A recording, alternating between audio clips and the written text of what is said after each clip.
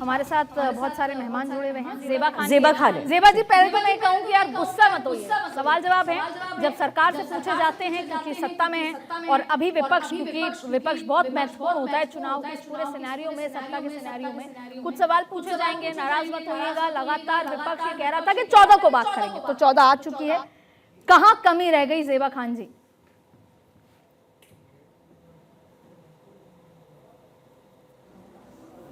जेबा जी,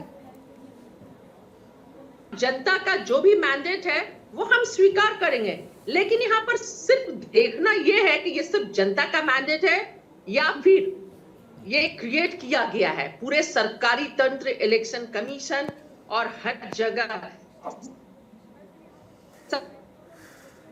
सभी का मिला जुला ये मैंडेट। लेकिन आप ये सोचिए कि जहां पर पलायन हो रहा था बिहार में, रोजगार नहीं था, जब सड़कों पर रोजगार मांगने युवा जाते थे तो वाटर कैनन से पानी बरसाई जाती थी, लठ बरसाया जाता था, लहूलुहान कर दिया जाता था।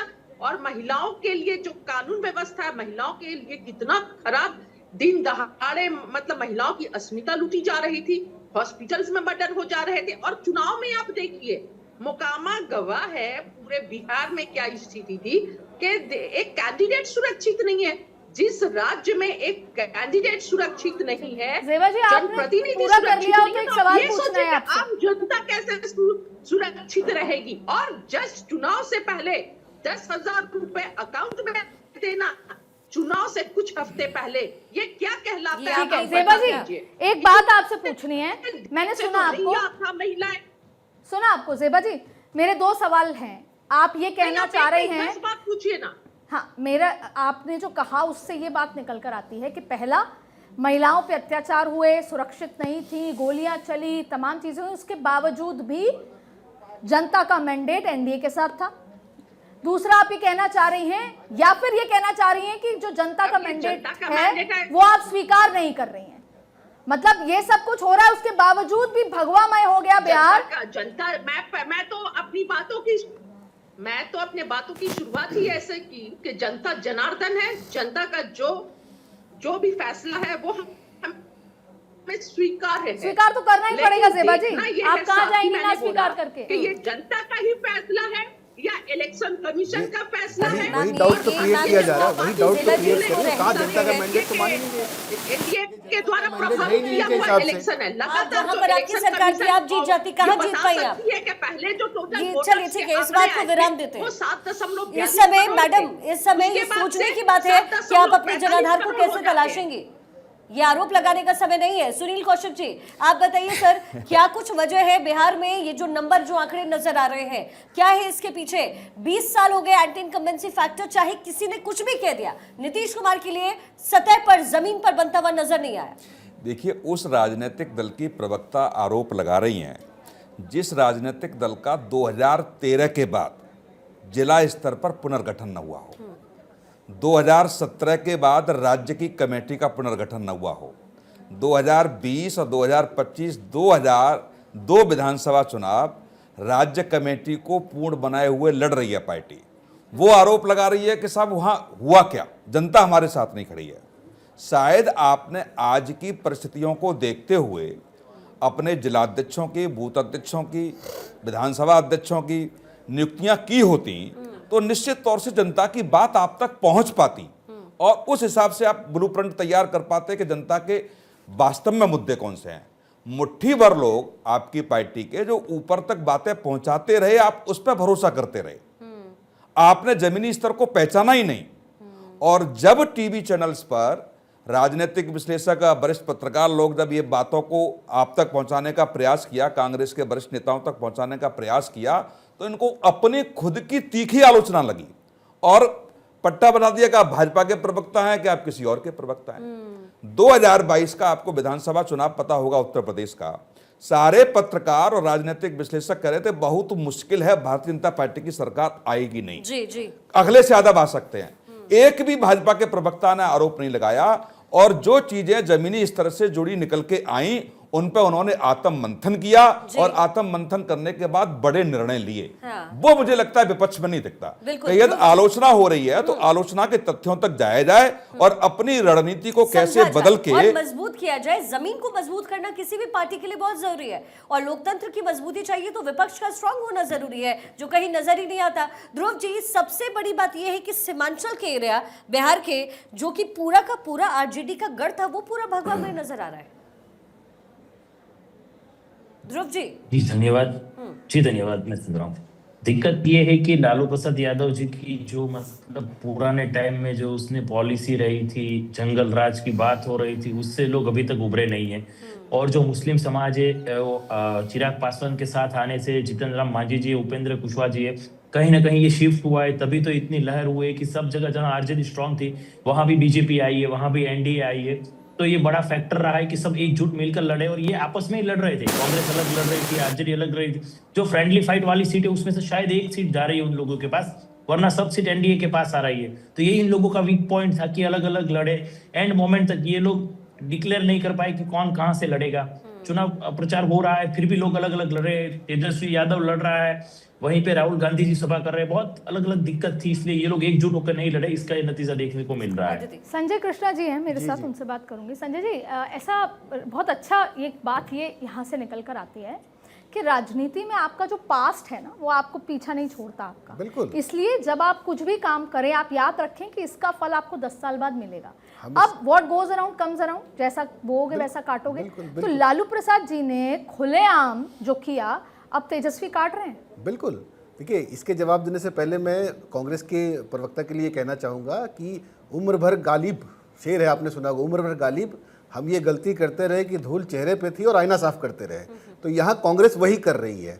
और जो बैगेज की बात और एक और बात, मैं बहुत चुनाव कवर भी किए और ऐसी बहुत डिबेट्स भी की। मुझे एक दिन ये एक लाइन निकल कर नहीं आई किसी वरिष्ठ प्रवक्ता या किसी जो नए प्रवक्ता कि हाँ अब सोचने का समय है, सोच के जनता क्या सोचती है। एक बार भी आत्म अवलोकन का समय नहीं आया। आप बिल्कुल ठीक करें, जो ये कहेगा वो पार्टी से बाहर हो जाएगा। पार्टी क्या प्रवक्ता, हम चैनल्स को भगवा और पता नहीं क्या हम ये बात कहेंगे, हम आईना दिखाने की कोशिश करेंगे तो आप भाजपा की लाइन से बातें कर रहे हैं। हमने कई बार ये सुना है। तो कांग्रेस इतनी बड़ी पार्टी है, भाई साहब ने ठीक कहा कि जमीनी स्तर पे गायब होती जा रही है। उनके अपने संगठन के लोगों का कुछ अता पता नहीं है। जिला स्तर पे जो लोगों से डायरेक्ट कनेक्ट होते हैं, आप उनसे जैसे ही डिस्कनेक्ट होते चले जाएंगे तो ऊपर बैठे आपको क्या पता चलेगा। और ये इच्छा शक्ति तो ऊपर बैठे इंसान की होती है ना, जो ऊपर बैठा हुआ है कि मैं कैसे जनता से कनेक्ट करूं। वोट तो जनता ने देना है, जनता के मुद्दे, जनता की समस्या, ये तो। अरे सर, केसी वेणुगोपाल साहब कैसे नॉर्थ के लोगों से कनेक्ट करेंगे सर? बिल्कुल। अंग्रेजी नहीं आती है सबको, नॉर्थ के कार्यकर्ताओं को। सारी बातें आपकी ठीक है। अल्लाह वरू कैसे कनेक्ट करेंगे बिहार के लोगों से? तो ये चीजों को समझना पड़ेगा। कौन समझेगा? आला कमान कौन है? खड़गे साहब भी कहते हैं आला कमान फैसला करेंगे। आप आला कमान बनाया गया आपको, और आप अभी भी कहते हैं आला कमान बनाया जाएगा। हिमांशु शुक्ला जी से भी एक आरजेडी के प्रवक्ता हैं। हिमांशु जी, चलिए, राहुल जी को तो इतना फर्क नहीं पड़ता, माफ कीजिएगा, बीजेपी के प्रवक्ता हैं। सवाल ये है कि इस समय अब आप लोग बीजेपी आगे क्या रणनीति बना रही है? क्योंकि अब सबसे बड़ा सवाल यही है कि क्या आप नीतीश जी को साथ लेकर आगे बढ़ेंगे क्या, या नीतीश जी ही चेहरा होंगे क्या? क्योंकि अभी हमने देखा जितने भी बीजेपी प्रवक्ताओं से हमने बात की, वो सारा क्रेडिट मोदी जी को दे रहे हैं और जेडीयू वाले सारा क्रेडिट नीतीश जी को दे रहे हैं।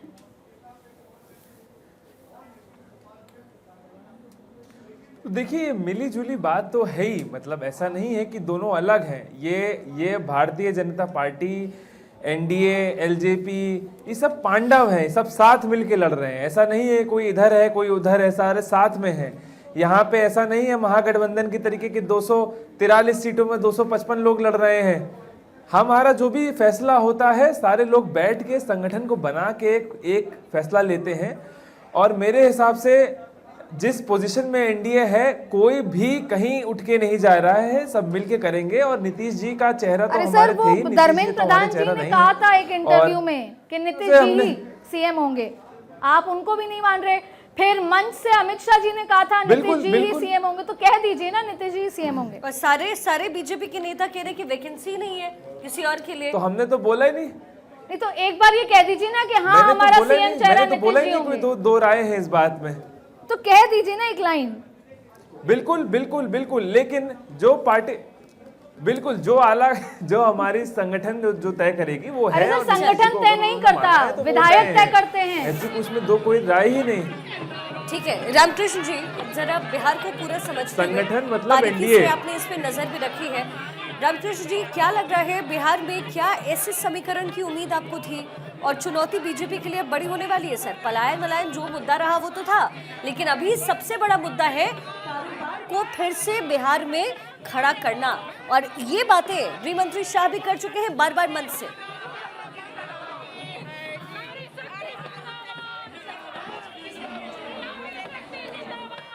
निहोरा जी, क्या आप मेरे साथ हैं? आपसे इस सवाल का जवाब ले लेते हैं, फिर रामकृष्ण जी से सवाल पूछूंगी।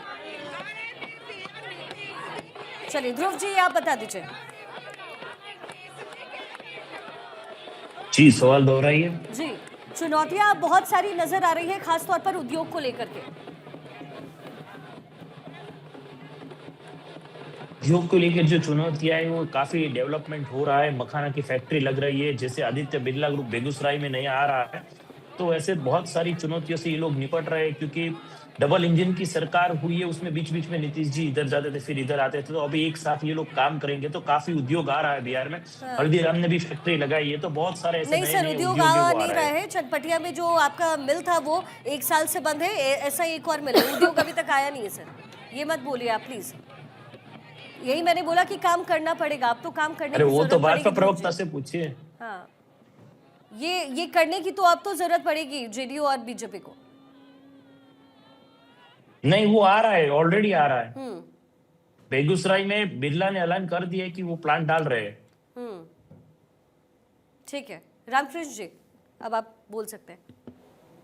नहीं, बीजेपी के लिए देखिए, एक चीज और बता दूं, इस रिजल्ट को थोड़ा दूसरे ढंग से आप एनालाइज करने के लिए कोशिश कीजिए। जब से केंद्र में सरकार बनी है पिछले साल, उस समय बीजेपी को एब्सोल्यूट मेजॉरिटी नहीं मिला और मेजॉरिटी से बहुत कम रह गया, और ये चंद्रबाबू नायडू और क्या बोलते हैं जदयू के सपोर्ट से सरकार चल रही है। अब बिहार में इलेक्शन हो गया, इस इलेक्शन के बाद अब जदयू और भी ज़्यादा पावरफुल हो गया और नीतीश कुमार भी और भी ज़्यादा पावरफुल होगा, क्योंकि इस इलेक्शन का इंतजार किया जा रहा था। देखिए, इसमें कोई डाउट नहीं है कि इलेक्शन के बाद नीतीश कुमार एक बार तो शपथ ले लेंगे, ठीक है? अच्छा। शपथ तो ही लेने जा रहे हैं, इसमें कहीं कोई डाउट नहीं है। लेकिन ये जो दोनों का तालमेल है आगे कितना दिन और चलेगा, इसकी गारंटी ना हम ले सकते हैं ना आप ले सकते हैं, क्योंकि पास्ट का एक्सपीरियंस को देखते हुए। अब दूसरी चीज चले आइए कि बिहार के बारे में आप पूछ रही थी कि बिहार में अब डेवलपमेंट का क्या। देखिए, इस बार अब अगर वहाँ पे इंडस्ट्री नहीं गया, क्योंकि इस बार बहुत बड़ा एक इलेक्शन का एक मेजर जो डिबेट का एक विषय था अनएम्प्लॉयमेंट, ठीक है? अनएम्प्लॉयमेंट वहाँ पे है, बहुत ज़्यादा अनएम्प्लॉयमेंट है। क्योंकि अभी भी हम किसी समय एक गांव में जा रहे थे सहरसा की तरफ, तो दिल्ली से एक मेरे मित्र थे, तो बोले कि बताइए सड़क इतनी अच्छी बनी हुई है, इतनी अच्छी हरियाली है, इतना अच्छा पानी है, लेकिन आप इंडस्ट्री क्यों नहीं है? आप यही बगल में हरियाणा राजस्थान चले जाइए, वहाँ ये सब चीज़ें इंफ्रास्ट्रक्चर है, फिर भी इंडस्ट्री वहाँ बना हुआ है। ये चीज़ ऐसा सिर्फ इसलिए कि कहीं ना कहीं आपको औद्योगिक घराने को, बिजनेसमैन को एक यकीन दिलाना होगा कि अब आप भी चलिए बिहार में और वहाँ पे आप इंडस्ट्री बैठाइए, क्योंकि गुजरात में तो अब सारा अक्सर इंडस्ट्री ले जा रहे हैं, जो भी सारा गुजरात में जा रहा है, लेकिन बिहार के तरफ भी अब जाना चाहिए। अब प्रेशर बढ़ जाएगा संजय कृष्णा जी। हाँ, इस बार इसके पीछे रीजन सिर्फ बिहार में सेफ्टी है। नहीं, सेफ्टी इशू जो है, नहीं, कि बड़े बड़े उद्योग घराने वाले जो है उनको जो सेफ्टी का एक इशू शुरू से चला आ रहा था, जैसे उनको एक सेफ एनवायरनमेंट मिलेगी, उनको नहीं, अभी आप देखिए, अभी आप 20 साल से पावर में, अब आपने 20 साल से पावर में। अगर लड़कियां सेफ महसूस कर रही हैं, फिर आप कहेंगे कि बिजनेस सेटअप नहीं हो सकता। ये पॉलिटिकल बातें, यही माहौल बनाने की जरूरत है कि यहाँ पे जैसे बाकी 20 साल से पावर में है, बाकी 20 साल से पावर में आपको, करेक्ट, बिल्कुल आप ठीक कह अब रहे हैं। 20 साल रहने के बाद अब अभी भी आप ये चीज नहीं बोल आपकी सकते। बात बिल्कुल ठीक है, अब ये जिम्मेदारी पर संजय जी, जेडीयू एक बीजेपी की इम्पोर्टेंट है। बात यहाँ ये निकल कर आई, आपने देखा होगा 3 बार प्रधानमंत्री मोदी ने मेरा बूथ सबसे मजबूत कार्यक्रम रखा, महिलाओं के साथ, वर्कर्स के साथ। बिल्कुल, ये कितना बड़ा मैजिक है, सुनने में लगता है एक छोटी एक्सरसाइज है, पर आप देखिए बूथ मेरा बूथ सबसे मजबूत, हर एक व्यक्ति को। अब आप देखिए, आज शाम को प्रधानमंत्री बीजेपी कार्यालय जाएंगे और सब कार्यकर्ताओं को इसका धन्यवाद देंगे। और ये प्रचंड जीत है। तो ये जो इंस्पायर करने का जो एपिटोम पहुंच गया है कि कार्यकर्ता को ये लगे कि मोदी जी ने सिर्फ मुझे काम दिया है, हजारों कार्यकर्ताओं में हर व्यक्ति को लगे कि मेरी वजह से ही जीतना है। डायरेक्ट ये कनेक्शन, सोचिए, वो तो जो 1-to-1 डायरेक्ट कनेक्शन की बात आप कर रहे हैं ना, ये बाकी सारी पार्टियों में मिसिंग है। अदिति- ये सीखने की बात है। तेजस्वी जी से किसी पत्रकार ने पूछा कि बीजेपी में क्या अच्छा होगा, कुछ तो होगा जो आपको अच्छा लगता होगा, तो उनका भी ये जवाब था कि ये उनकी 24 घंटे की मेहनत, जो उनका फिर खुद भी डेडिकेशन कर लेते। मैं जो- तेजस्वी जी का सवाल आपसे रामगढ़ जी बिल्कुल। पूछूंगी, अब आगे क्या? वैसे मैं आपको बताऊं 2005 में जब नीतीश नहीं जीत पाए और तमाम चीजें हुई, फिर फरवरी में चुनाव, फिर अक्टूबर में हुआ, तब लालू जी ने एक बात कही थी कि नीतीशवा कभी मुख्यमंत्री नहीं बन सकते, ये बात कही थी। फिर आप देखिए अब क्या हो रहा है। तो तेजस्वी जी के लिए आज ही कहा जाएगा कि ये कभी मुख्यमंत्री अब नहीं बन पाएंगे। क्या लगता है इनका करियर क्या है? करियर नहीं, देखिए एक चीज यानी पॉलिटिक्स में कभी किसी का डेथ नहीं होता है। आज क्या है कल क्या होगा ये भूल जाइए आप। 5 साल क्योंकि- तो अभी फिलहाल कुछ नहीं है ना फिलहाल सर, कुछ नहीं। 5 साल पॉलिटिक्स तो भी एक इंडस्ट्री है, इसमें भी एक इन्वेस्टमेंट होता है। पहले लोग इन्वेस्ट करता है, बाद में उसको काट करके फसल काट कर उसको खाता है, कमाता है, खाता है। अब वो पहले वाली जन सेवा की भावना नहीं रह गई। तेजस्वी को अब ये सोचना पड़ेगा कि जब 25 साल से जो 30 साल से जो आप माई माई चिल्ला रहे हैं, ये माई माई चिल्लाना बंद कर दीजिए। क्यों कि माई के कारण अब मुस्लिम इनसे नाराज हो गया, अब यादव भी अब इनसे नाराज हो रहा है। क्योंकि इन लोगों के साथ जो हो रहा है बिहार के अंदर, कहीं भी जाइए बोल दिए कि मेरा फलाना कास्ट है, लोग बोलते हैं अच्छा अच्छा ये पक्का तेजस्वी का आदमी हो चाहे नहीं हो। सही बात। एक ठप्पा लग गया, एक ठप्पा लगते जा रहा जस्ट बिकॉज ऑफ माई समीकरण। अरे माई से बाहर निकलिए, आप बिहारी बोलिए ना अपने आप को, कोई दिक्कत नहीं है। आप अपने आप को बिहारी बोलने से घबराते हैं, आप क्या बोलते हैं माई मुस्लिम यादव, मुस्लिम यादव। अब रिजल्ट क्या हो गया कि तेजस्वी के साथ खुद देख लीजिए। दूसरा चीज जो मुस्लिम आप आने दीजिए, अभी पूरा एक रिजल्ट रेवंत रेड्डी का भी बयान आया नहीं, था नहीं। कि कांग्रेस होगी तो मुसलमान safe होगा। सुरक्षित हैं। नहीं दूसरा क्या, अरे मैडम आप ये देखिए ना, अब सेकुलरिज्म कम्युनिज्म का डिबेट होता है क्या पॉलिटिक्स में? अब कांग्रेस वाले बोलते हैं क्या कि बीजेपी कॉमनल है, बोलना लोग भूल गया। नहीं, और सबसे बड़ी बात अदिति ये है कि नहीं, जो नहीं। सीमांचल के एरिया है वहाँ वो मुस्लिम बाहुल्य भरा क्षेत्र है, वहां पर आरजेडी का अदिति सुपर साफ हो रहा है। अदिति एक चीज और बता दूं, इस बार बिहार में सबसे ज्यादा कोई नाराज है तो मुस्लिम कम्युनिटी आरजेडी से, मैं आपको बता रहा हूं। अब जाके बात करके देखिए, मैं बता रहा हूं कैसे। बोलिए। 14% के आसपास वहां यादव है और 17% से ज्यादा मुस्लिम है। ठीक, 14% के लोगों को आपने कितने 50 लोगों को टिकट दिया है। हाँ, टिकट सुन लीजिए आप, और जो 17% जिनका वोट है वो लगभग 17-18 लोगों को आपने टिकट दिया है।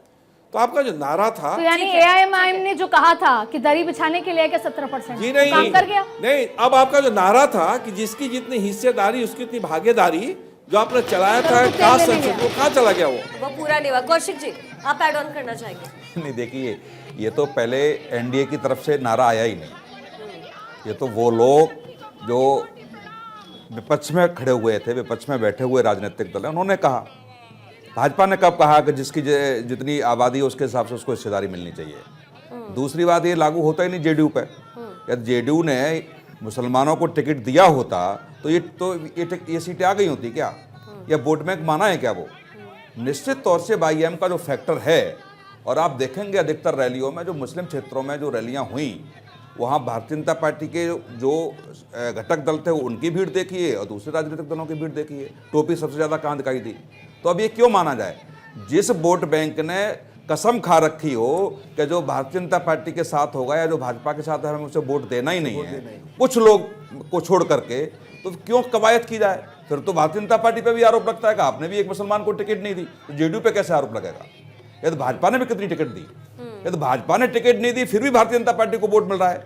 यदि मुस्लिम क्षेत्र में आप देखेंगे पहले 1.5-2 दशक पहले देखेंगे तो एक आध दो वोट मिलता था मुस्लिम वोट पे। इसमें एक क्रैक इसमें ये भी है कि बीजेपी ने बोला भी तो नहीं, एनडीए ने ये बात बार बार बोली भी तो नहीं है, ये बार बार कह भी बीजेपी का तो नहीं साफ है कि वो उनकी तो राजनीति साफ है। बिल्कुल क्लियर है कि मैं किसी मुस्लिम को वोट टिकट देता भी हूं ना। अच्छा, तो एक मुसलमान एक उसको और वोट ही खास नहीं बात देगा। निकल कर आई तो मैं अपना शिखा टिकट क्यों वेस्ट कि करूं? मैं देख रही थी एकजुटता, और इस बात की चिंता ऐसा नहीं है बीजेपी को नहीं थी, एकजुटता ये देख रहे थे जब पार्लियामेंट सेशन में सब वॉकआउट कर जाते थे, पूरा का पूरा पार्लियामेंट सेशन विपक्ष एकजुट वॉकआउट, और आप ये देखिए पार्लियामेंट से बाहर निकलते ही ये आपस में वॉकआउट कर जाते हैं। अच्छा, इंपॉर्टेंट बात ये है कि ऑपरेशन सिंदूर पे सवाल उठाएगा और विपक्ष का काम है सवाल उठाना, और उठाने भी चाहिए और सरकार को जवाब भी देना चाहिए, लेकिन उसका कोई असर नहीं दिखा, कहीं कोई असर एसआईआर वोट चोरी कोई असर नहीं कोई दिखा। असर नहीं। अब इसमें सवाल ये है कि क्या राहुल गांधी कही हुई, जैसे ही कोई बात राहुल गांधी कह देते हैं वो नॉन सीरियस हो जाती है क्या?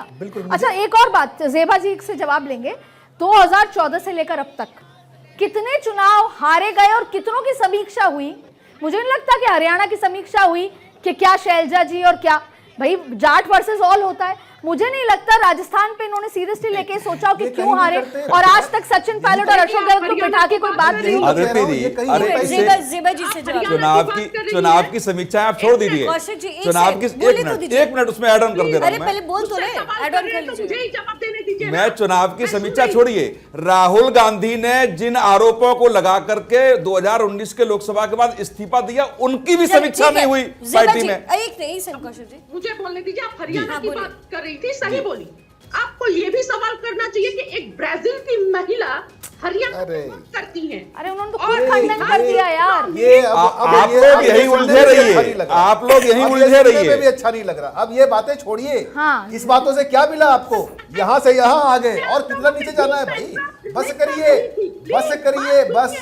इन बातों को छोड़ दीजिए, जनता नहीं समझ रही है। आप ले वही ढपली वही राग लगाए। हाँ कौशिक जी, ऐड ऑन कीजिए आप, ऐड ऑन कीजिए आप। नहीं, मैं तो वही कह रहा हूं। आप देखिए, अधिकतर किसी पार्टी का राष्ट्रीय अध्यक्ष जब इस्तीफा देता है तो 4 लाइन में इस्तीफा देता है। राहुल गांधी ने जितना पेज का इस्तीफा दिया और जो आरोप लगाए, उन आरोपों को लेकर के आप देखेंगे वो नेता आज वही हैं जिन नेताओं को लेकर के आरोप लगाया। तो कांग्रेस अपनी खुद की स्वयं समीक्षा नहीं कर पा रही है।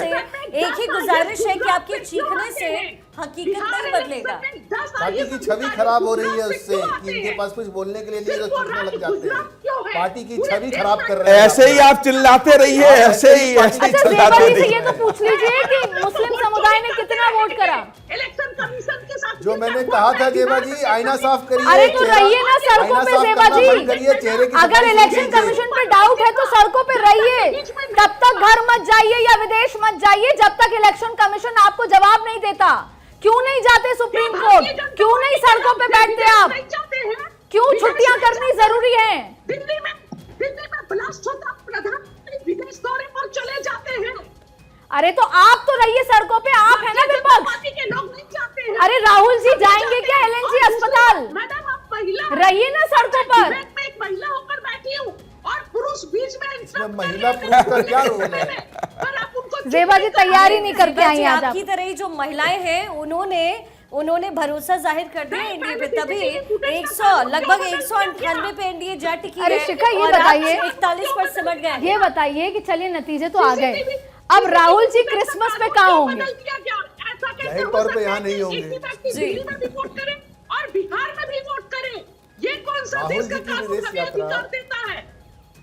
जेबा जी आपकी कोई बात समझ में नहीं आई, क्योंकि जो मुद्दे थे वो आपने बोला ही नहीं। आपने अपनी हार की समीक्षा ही नहीं की। आप अच्छा एक आखिरी सवाल जेबा जी सुनिए ना, हाँ।